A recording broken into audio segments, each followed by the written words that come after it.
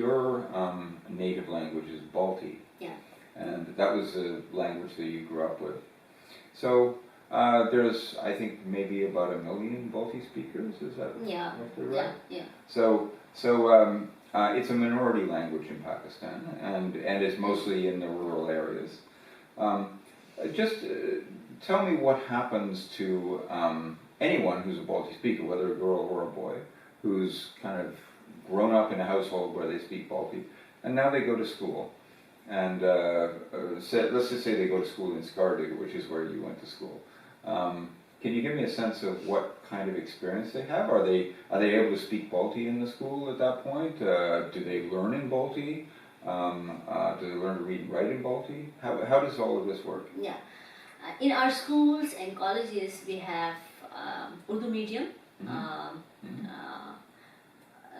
structures. Our official language, our school language, and our college language is Urdu, which is the national language of Pakistan, right? So when I went to the school, I was not supposed to talk in Balti. Okay. Why? Because it is not the official language, and when I talk, then they will charge fine. They charge fine? Yeah, and the thing is, I'm a little girl, right? Yes. Okay. I'm not the one. How old are you at this point?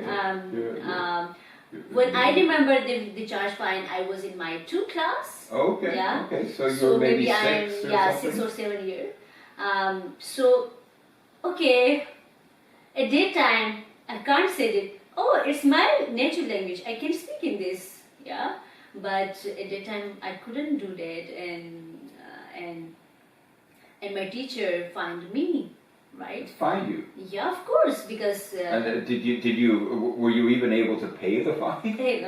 I don't have money in my pocket, but they will charge in my fee slip. Oh my goodness! At the end of the month, my parents are supposed to give. To pay this money. Yeah, to pay this money. And so, did your parents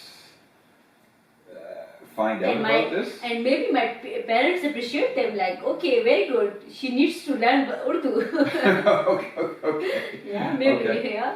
So you weren't allowed to speak Balti at all? Yeah, in school, and in college, of course. And then when you learned to read and write, what language were you learning to read and write in?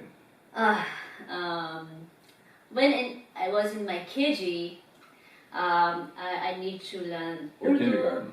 I need to learn English. Okay. And then when I was in my 6th grade, I need to read Arabic. Arabic. Yeah, okay. Arabic, and then I need to translate Arabic in Urdu. Oh. Yeah. So yeah, English and Urdu. I need to learn English and Urdu, reading, writing, listening. Yeah. With a healthy dose of Arabic thrown in for good measure. But not Balti. Yeah. Not so, Balti. Yeah, of course not Balti. So just as a matter of interest, is there a Balti writing system? Yeah, we have, but we don't know how to write Balti. Because it's not taught in the schools. Yeah, and even most of the people in my region don't know how to write Balti. I wanted to talk about one other thing before we wrap up, and that's the matter of disability, because that's an area where you're very interested. Very close to my heart. And you've sort of analyzed the intersection between women and being disabled. Yeah. And so what is it like to be a disabled woman in Pakistan? Can you give us a sense of kind of what your findings have been, and also sort of what you've learned that can help disabled women? Yeah. So women, differently able women in my country is like they are not treating as a human being. Okay. Yeah. Not only by the community but by the state as well. Right. That's because the infrastructures over there are not accessible. Right. Right. They don't have access to health care center because they don't have ramps, for instance. They don't have braille system, for instance, right? Mhm. So the needs are totally depend on her or her need, right? What type of disability she has, basically. Then the structural barrier, and then community, and then family support is needed. But in many cases, women don't have those support system in society, and the barriers are there. But um, when I done my MPhil degree, and my research topic Your was, master's in philosophy. yeah. Yeah. Okay. So my research topic was life stories of differently able women entrepreneurs in Gilgit-Baltistan, right? So what I found from my research findings is women, differently able women, have challenges, but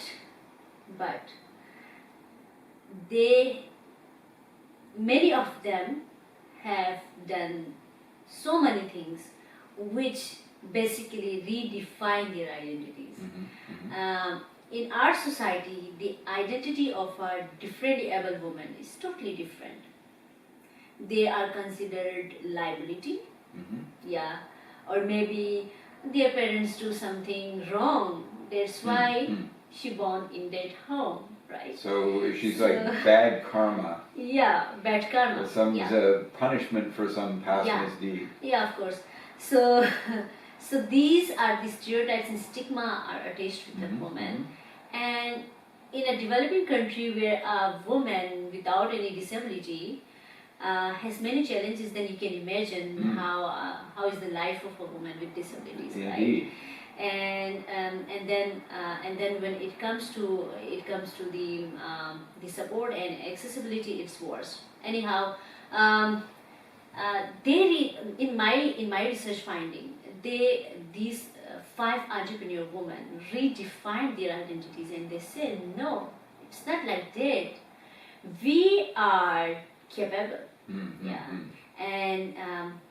they were entrepreneurs, and they were doing so amazing work. So let me be clear, just on this point. So in your research, you studied 5 women who were disabled, and it turned out that they were all achieving.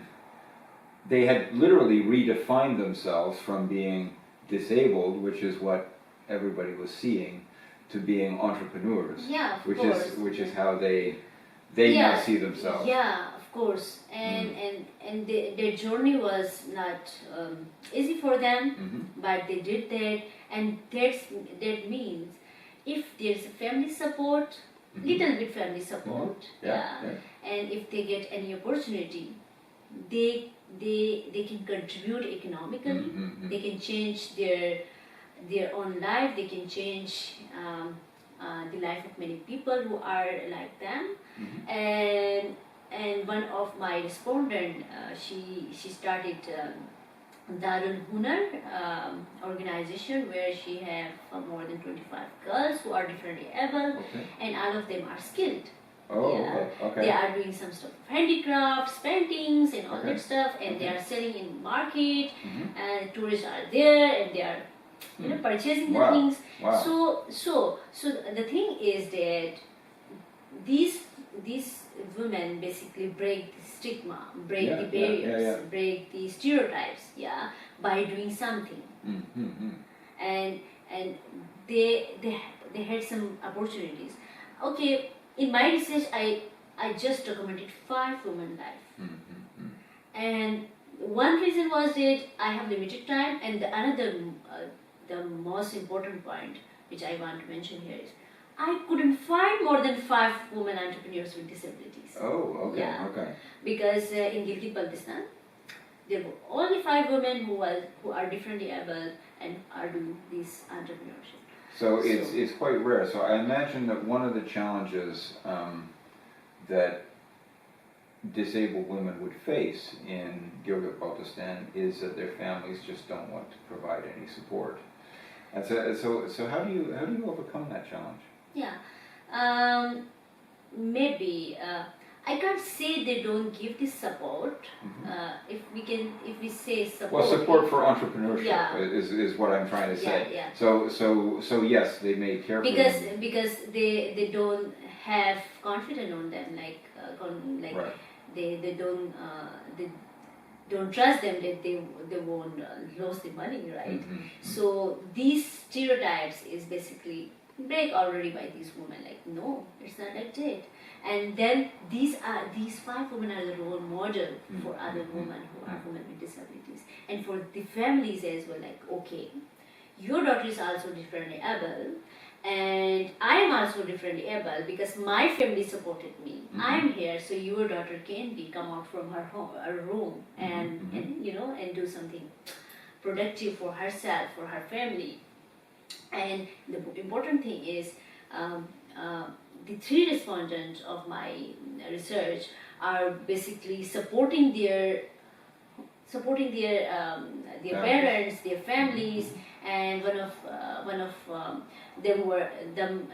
of them is supporting her brother to get education. Yeah. Wow. So there is impact, and if they get opportunities, they can, there are barriers, but they can break all those barriers.